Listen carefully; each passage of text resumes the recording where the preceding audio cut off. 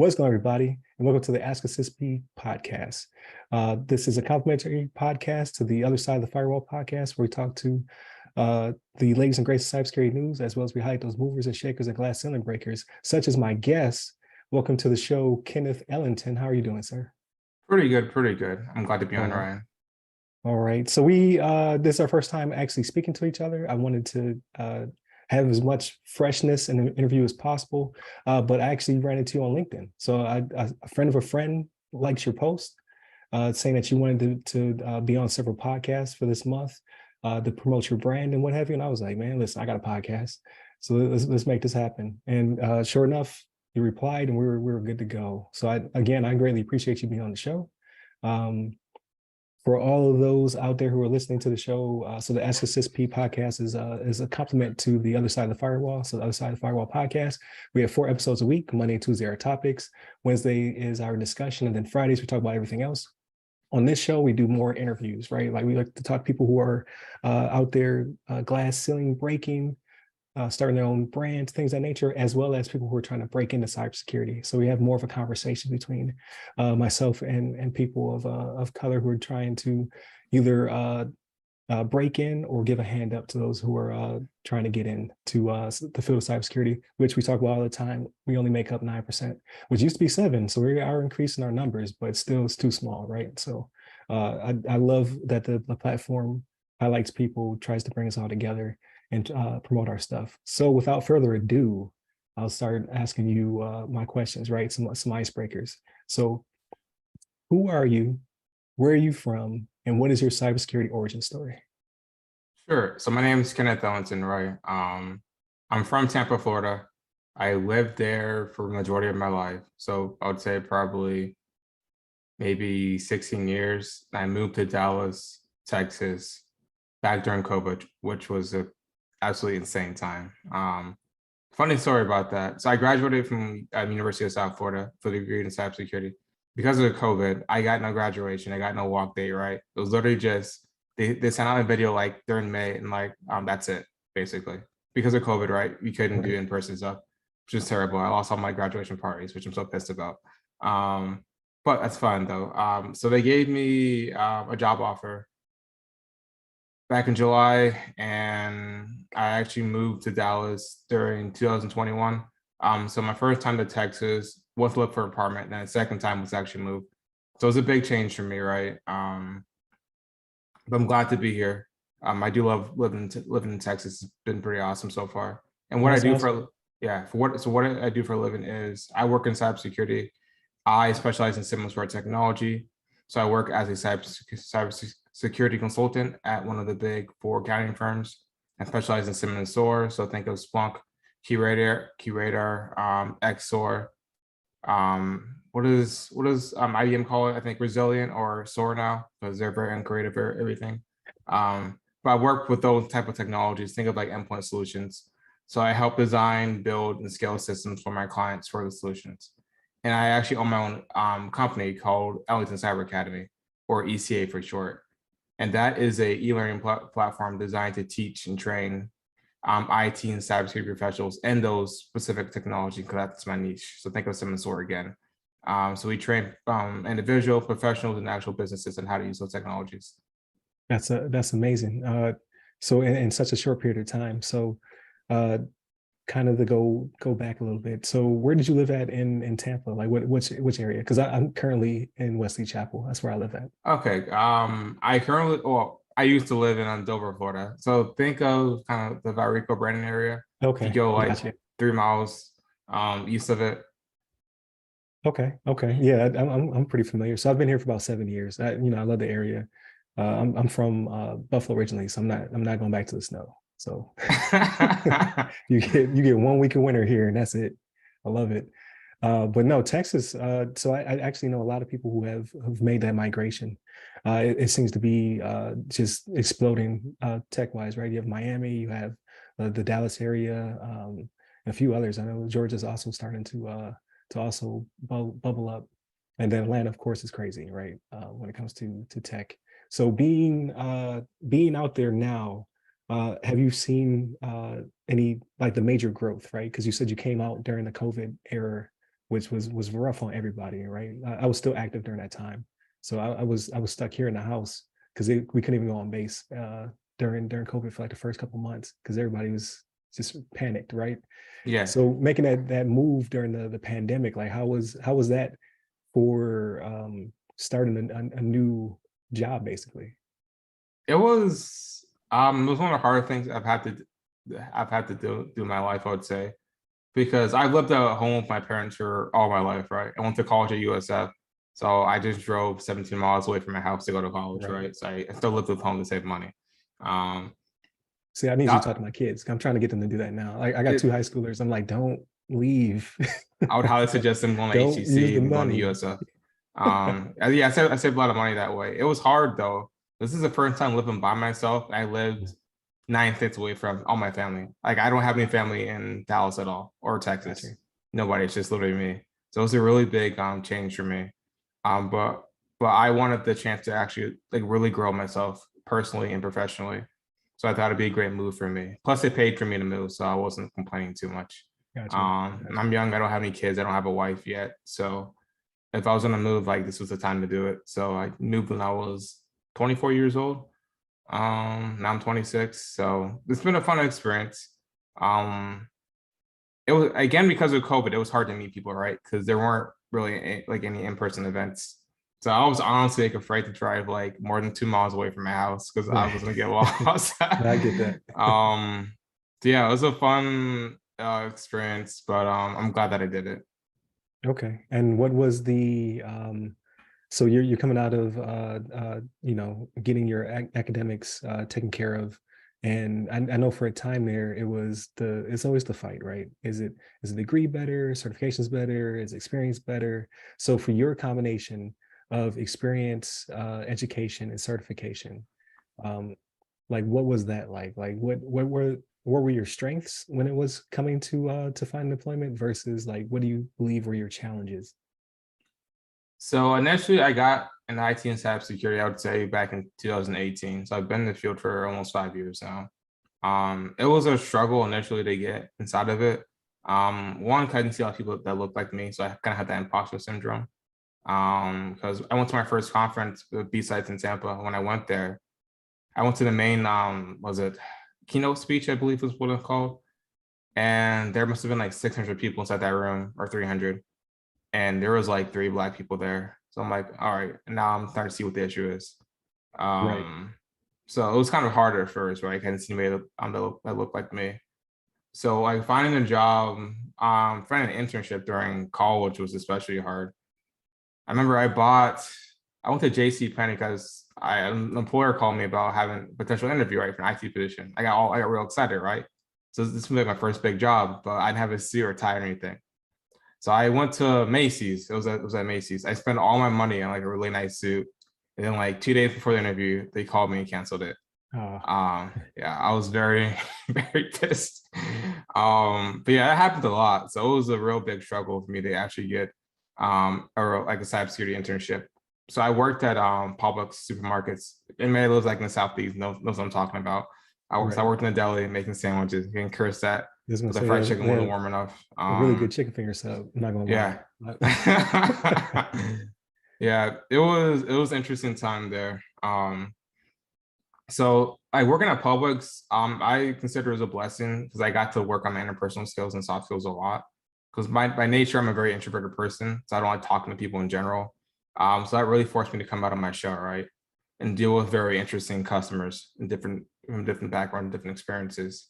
So that's what really like rounded out my soft skills. Because like Ryan, honestly, if you had told me like 4 years I'll be doing this, I would tell you you're lying or you're high. Like I Okay. could never imagine myself like talking to somebody like over an interview or something like that. So it's been like a really growth moment for me to take myself from that shy kid behind a deli counter towards like owning my own business, which is still kind of insane to me now that I think about it. Yeah, that's awesome. Um, but yeah, so I got a little off track. But yeah, so I started in IT cybersecurity 2018. I did the ReliaQuest boot camp. So ReliaQuest is one of the biggest cybersecurity companies in Florida. They're the official partner of the Buccaneers, the Tampa Bay Lightning, Boston Celtics. So I did a boot camp with them. I didn't get a job after I finished. I was still pissed about that. I'm a very salty person, if you can't tell. So, because I worked at Publix, our headquarters is in Lakeland, Florida, which is like 10 miles away from where I live. And one of the things I stress towards my students is to always promote yourself in front of people that you know, so they can speak on your behalf when you're not inside the room. That's very important, right? So I told my manager that I was interested in doing cybersecurity and IT. So she happened to know the head of cybersecurity for all Publix, right? So she walks up to me one day, and this is during the summer. She's like, "Hey, Kenneth, the director of cybersecurity for all Publix is going to be showing up towards our store in a couple of weeks. Do you want to meet him?" I'm like, "Of course, yes." Right. So she set up a meeting with me and Rick. He sat me down in the back office and we talked for like an hour. He told me some things he wanted me to do because he wanted me to be on the internship team next summer. So the summer of 2019. Because they already filled up that position, right? Because the summer already started. He told me, he's like, "Kenneth, if you can do all the things I listed here below for you, I can almost guarantee you a spot on my internship team next year." And so I'm like, all right, I can definitely do that for you. And so fast forward 9 months, I did everything that he told me to on the list. I interviewed for his team and I get the position. That's kind of how I got inside cybersecurity. When he told me that, so they called me, I was at Chick-fil-A. I literally almost flipped over the table because I was so happy. Everyone started to look up at me like I was insane, but I don't care. But yeah, that's how I kind of got inside cybersecurity. Yeah, no, that's amazing. So that's where opportunity meets preparation, right? So you always hear people like either they'll say like, I don't know how I did it, or I was lucky or what have you. But it always boils down, at least in my opinion, it comes down to an opportunity did present itself, right? But you were prepared for it, and then that led into you doing what needed to be done to secure the internship. And now, not that much later, right? Like, so not to say you've only been in the field for a short time, because like you said, you've been either in it or adjacent to it or doing internships within it. But I'm thoroughly impressed. Like I look through your timeline on LinkedIn, and I'm like, man, this guy's flying to go from like you said, the internship, academics, to now working for a pretty large corporation and starting a business of your own. So like all the above, that's amazing. So I was like, this is a good one. I booked him before he blew up too much, right? I had to call his assistant to get him on the show. So, so I was like, this is perfect. So what was your inspiration to start the academy? Oh, that's a good one. I would say like the biggest thing is probably like the gap I saw, especially at that conference. I wanted to bridge the gap as much as I could. That's why initially I joined Blacks in Cybersecurity after my internship at public supermarkets. So that was one of the biggest pushes for me to join. Initially, I could never imagine myself owning a business, right? I'm like, I'm not that type of person to do it. I don't want to deal with all that nonsense, right? But during COVID, ironically enough, because I was stuck at home with my parents all day and I couldn't go anywhere, right? My then CEO at the time, Michaela Barnett, she's the CEO of Blacks in Cybersecurity. She pinged me, she texted me. She's like, "Hey, Kenneth, we're trying to set up some Splunk training. Do you want to do it?" I'm like, "Sure thing." I'm like, "Who's gonna lead it though?" She's like, "You are." I'm like, "Oh, okay. I can definitely do that." So that was like June of 2020. So I set up the entire curriculum, designed the class, designed the labs, designed the modules for it, and taught that class. And everyone loved it, which I was really surprised. I thought it was straight trash. But everyone's like, "This is awesome, Kenneth." I'm like, "Oh, you think so?" They're like, "Yeah, you should do it again." So I did, like 3 months later. They told me the same thing. More people start to join, right? I did it for free for like a year and a half. Then last year, when I did one of the sessions, someone said, "Hey, Kenneth, if you actually charged me to do it, I'll pay you." I'm like, "Really?" I'm like, "Okay." I'm like, let me set them that then. So I did it again, and more people told me that they would actually pay for my services. And so I finally decided to make the jump last year, May, actually. And that's why we founded ECA. So we've been in business for about a year now. Got you. And then when it comes down to, I see that you're both a coach and instructor. So if you can explain to us a little bit of what the differences are and how, I guess that comes together for you. So normally, if you're just an instructor, normally those are just class-led sessions. You don't get that one-on-one touch as much, right? So think of an instructor like at a college university. a lot of the times you won't get that personal touch with them, right? You may have a class of 50 students and you may not get to speak to your instructor. You may get to just to speak towards a TA or somebody like that. The coaching side, it's a lot more personalized development for you. So we normally sit down with all our clients, we develop one-on-one plans for them so they can be successful, right? And then we take them through the group coaching and instructing to make sure they're able to actually do all the hands-on labs. Any questions or concerns they may have for me, we're able to answer it then and there. And I also bring on other hiring managers and other instructors to help them out for any questions or concerns they may have. And how long is the course? So the programs are normally 6 months long. We meet every Wednesday night, once a week, and there's about 4 capstones. So there's about a capstone every 4 to 8 weeks. And we have different scenarios that we go over for them, and then we actually bring in the hiring managers so they can actually present in front of them. Because one of the things I experience is it's very hard just to get a job if you just directly apply on site at a company, yes. Right? Because you're just a name on a piece of paper. They have no idea who you are, what your skill set really is, right? So your resume isn't specifically tailored properly, or you're missing something, you'll get kicked out without a response. So what we try to do, if we try to bring in those hiring managers, and so they can actually speak towards the students and students can present in front of them. It does 2 things. One, it gives them a networking opportunity to actually present their skills, right? And showcase those soft skills, which is super important for any leadership position that you're trying to get into for cybersecurity. And the second part is actually to show off their technical acumen for whatever technical skills they're trying to show during that capstone presentation. No, I keep saying the word awesome, but I keep using that word because I think that's a piece that a lot of people are missing, right?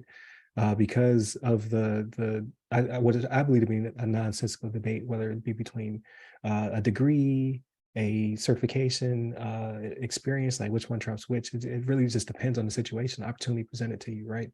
But like you say, once you hit the ATS system, it's either a go or no go. Like, and I feel that a lot of us have an issue in that not being able to get in front of a person and then get to talk to them, like you said, to present those soft skills, which will get you hired. So how do you find those hiring managers and then bring them to the program?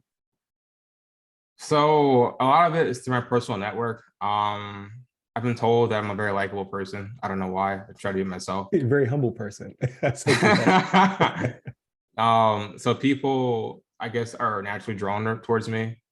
I guess because of the good work that I do in the community and stuff like that. So it honestly wasn't that hard to get like hiring managers I have in my network that are personal friends of mine to actually join and help me out. And they really love what we've been doing so far. We've gotten 8 people, I believe, hired since we started. And I think we generated over almost $250,000 in new salaries for them. So very, very happy about that. So hiring managers are from various companies they try to build partnerships with. So think of Accenture, AWS, Expel. So we talk towards either they're a hiring manager or a senior personnel staff. So think of a manager, think of a senior engineer, senior analyst, things of that nature. And what I neglected to ask you, so when you do the boot camps, is it, or the program, I should say, the course, is it hybrid? Is it mainly online? Like how is the classroom set up? It's all online. So if a student is local to Dallas, like the DFW area, I'll meet them in person sometimes. So one of my students, Hazel Miranda, she works at Samsung now. I met her for the first time in person 2 weeks ago, I believe, at a WOSEC event, so Women's Cybersecurity, because she's very shy, naturally, like me. I've been trying to get her to come out of her shell more. So I've been introducing her to some of the other hiring managers that I know at these events so she can get to network with more people. I take personal development very seriously for my students because this is a constant battle to try to improve yourself, right? If not, you get a job and you stop and you're set, right? You have to continue to try to improve yourself or you get left behind. No, it's very true. When it comes to the partnership, so you said that you have your network kind of set up. I assume it's both personal, LinkedIn, things of that nature. And then when you bring in the students, are these students, what's the pipeline? Like, are they people who are within your network who decide to take courses with you? Or is there some kind of campaign? Like, how are you advertising to bring in more students? So mostly it's done through organic marketing. Once we start to make more money, right, we'll start to do paid ads. But mostly it's either through word of mouth, LinkedIn, YouTube, Twitter, like social media, things of that nature, right? So we do content creation 3 times a week. We create posts, we do podcasts like these, right? We do webinars on our YouTube channel, and someone may see that, then be interested, then they'll DM me or reach out towards my other co-instructor, Courtney, and we'll go from there to try and get them on board and see if we're able to actually help them out, see if we're a good fit.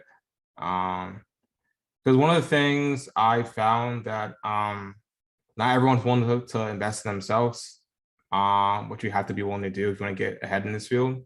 So trying to get them to understand that every day that you put this off, you're costing yourself money, right? If you're currently making $20,000 at your job, right, and this new job will pay you, let's say $60,000, right? Every year you waste and wait, you're losing $40,000. But the thing is, very true. Yeah, but most people don't see it that way because the money's not directly in their hand, right? So they don't see the opportunity cost. Is realizing the potential, right? Yeah. Like, okay. What are you worth, and what should you be working towards? If someone wanted, so let's skip ahead just a little bit when it comes to, like, everyone doesn't want to own their own company. I get that, but some people, like you said, may not want to or may not feel comfortable investing in themselves. For you, because of you were able to take like pretty big steps in a short amount of time, what were you able to overcome in order to own your own business? Like what, like basically what is the mentality of a founder or CEO? It's a good question. Persistence, honestly, that's the biggest thing. There are days, I'm not gonna lie, I'm like, why the hell am I doing this? I make good money as it is. I don't have to put up with all this crap. A lot of days. But I always remember, like, all the students that I've helped change their lives, right?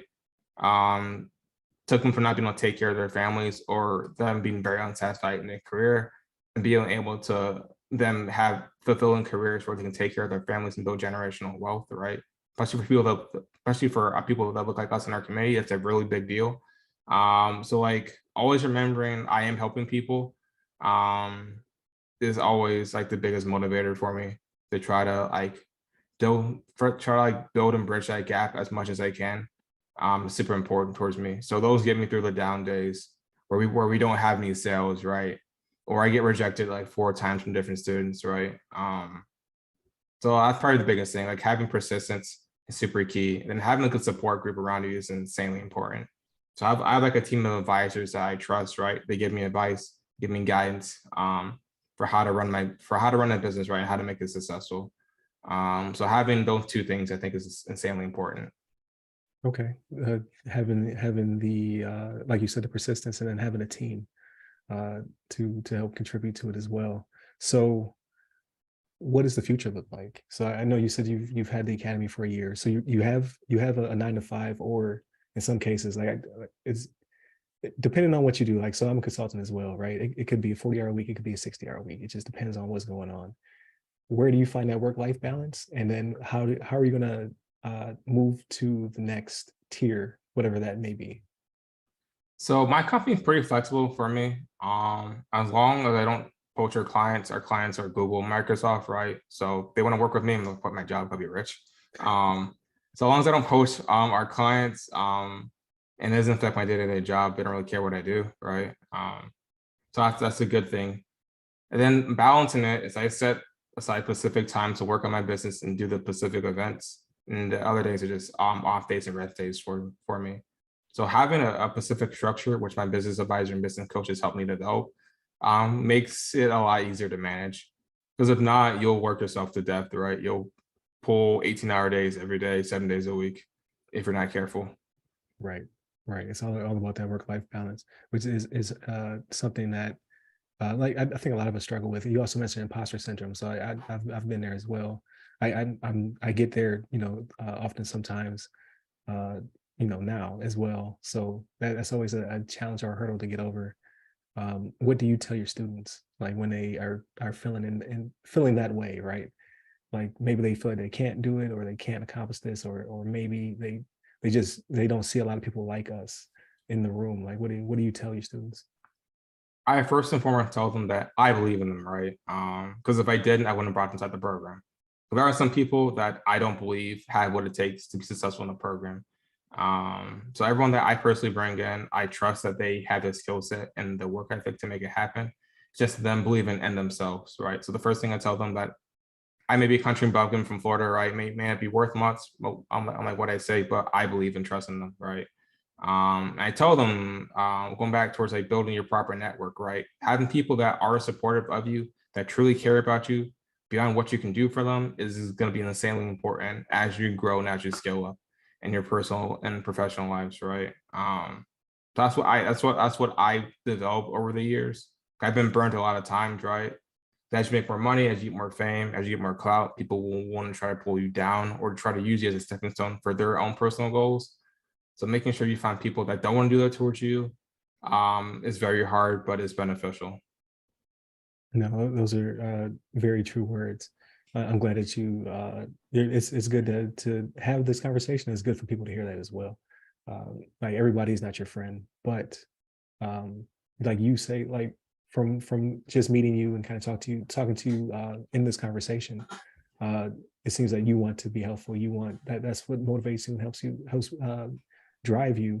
So if you're a person who is similar to that and you want to help, whether it be you're already in cybersecurity and you want to kind of give a hand up, or if you want to partnership or you want to do things that help with your brand, uh, just reach out, like build that network, and then try to just be helpful and give value, right? Like I'm not saying you should work a 60-hour week. I'm just saying if you have the ability to, like, I need to shoot another episode anyway. I saw this post, I was like, this is perfect, right? This is serendipitous, right? Because I needed to redo Ask SSP because I have not done an episode in over a year, and I have a bunch of guests lined up for the Ask SSP, or I'm sorry, for the other side of the firewall. And I saw your post, and I was like, that's a sign. I need to jump back on it.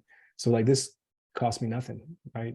It's just getting you on the show, and then the same thing for you when you reach out to people. So hopefully, people who are listening can do the same thing, right? Because we're looking for more allies out there. So hopefully that stirs that. But so I want to ask you one more cybersecurity / work related question before we kind of pivot into what else you do, right? Like whether that be you go on vacation, unwind, or you play video games, or listen to music, or whatever. Like just to get a little bit more about you.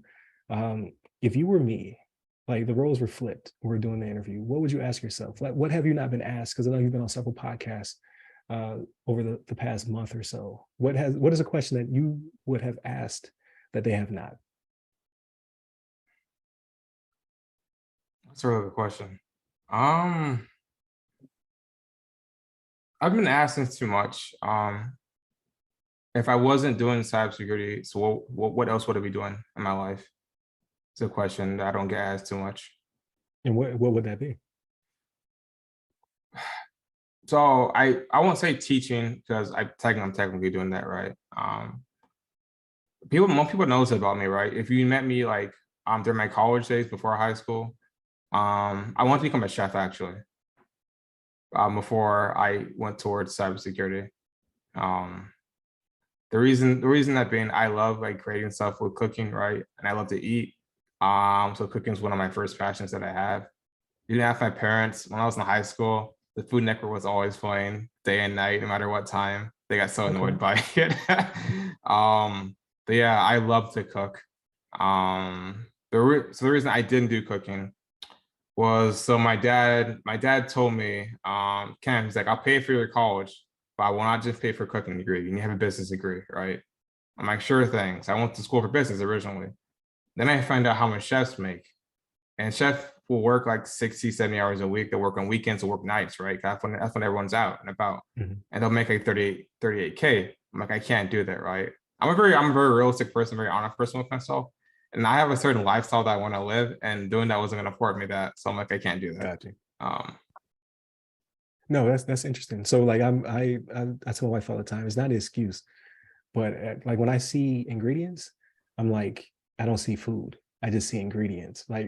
So I'm always interested by people who have a passion for cooking. Like you guys can go in there and kind of like figure out like, oh, I wanted to have this taste or this style. Like I legitimately have to look at the recipe 3, 4 times. Like, okay, this is half of this is half of that. Like it's just it's like being like food illiterate. I love to eat, but I hate to cook. Frustrating process. But no, that's both a excellent question and answer. So no, I greatly appreciate that. So to shift gears a little bit, right? Because I like to find out more about people outside of their work, right? Because we're not robots. We don't just do cyber all day, and that's it. So for you, how do you unwind? Like, is it travel? Is it books? Is it games? Like, what do you do? So for me, right now, it's boxing, kickboxing. Okay, I didn't expect that. So yeah, I've been doing it. I did it back in high school because the COVID had stopped. So I got back doing it year and a half ago. So I had a class today actually, which is why I'm sore as hell. But yeah, boxing, kickboxing. One, because I get to punch something right after a long, frustrating day, and I want to punch somebody and go to jail. So that's a way to let out my anger and aggression. Plus, it's honestly like the best workout I have ever had in my life, right? I'm in the best shape I've ever been in because of it. And it's just super fun to do, right? It was literally, I remember when I first went towards my studio, this is last year, I believe, or a year and a half ago. And they make you do a 5-minute warm-up. You get 2 classes for free, right? And each class is about 45 minutes to an hour. During the 5-minute warm-up, I didn't realize I was a warm-up. They didn't tell me. They're like, all right, they're like, it's time for class. Now I'm like, that wasn't class? I'm like, are you serious? I was drenched in sweat. I was hopping and popping. I can barely breathe. I'm like, I'm in the wrong place. I can't do this. I'm like, I'm so out of shape. Oh, it was so awful. But like after like the 10th and 11th class, it starts to get easier and easier, right? It's always hard, right? But it gets better and super fun. Got you. So a funny story about, so I took jujitsu for a very short period of time. So it was right after COVID was ending. And I have a good friend, Levon. He helps co-host the other side of the firewall. He has not been on for a while. He's on the West Coast, so it's hard to do with coordination.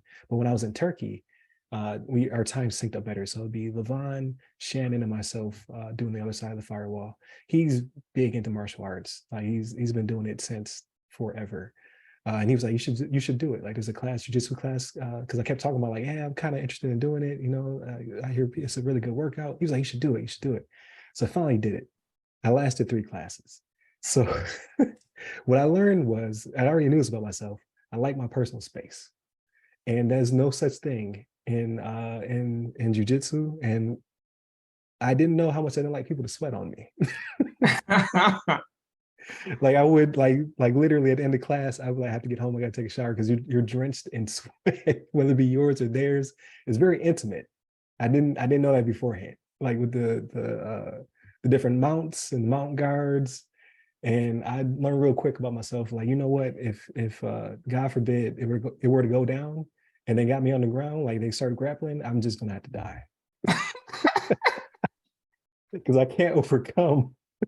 It's just is way too close. Like if I'm gonna be anything, I'm gonna be a boxer.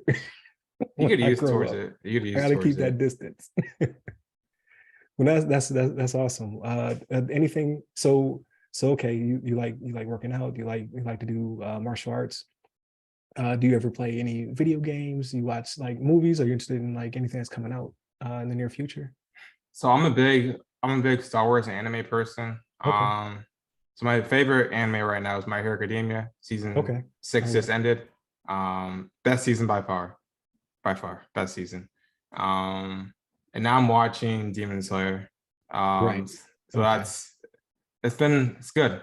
So like season 1 for Demon Slayer was, I would give it like a B minus, It was good, it was like amazing, right?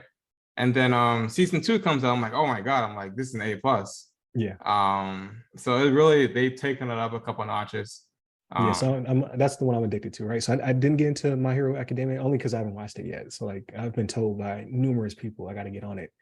But I got this quirk where I don't like an anime that goes for too long, because like my gateway was Dragon Ball, and then Dragon Ball Z still going, right? Like it's never ending. Same thing with like One Piece, Bleach. I can't get down with more than like 3, maybe 4 seasons. It's like the sweet spot. My favorite anime of all time is Cowboy Bebop.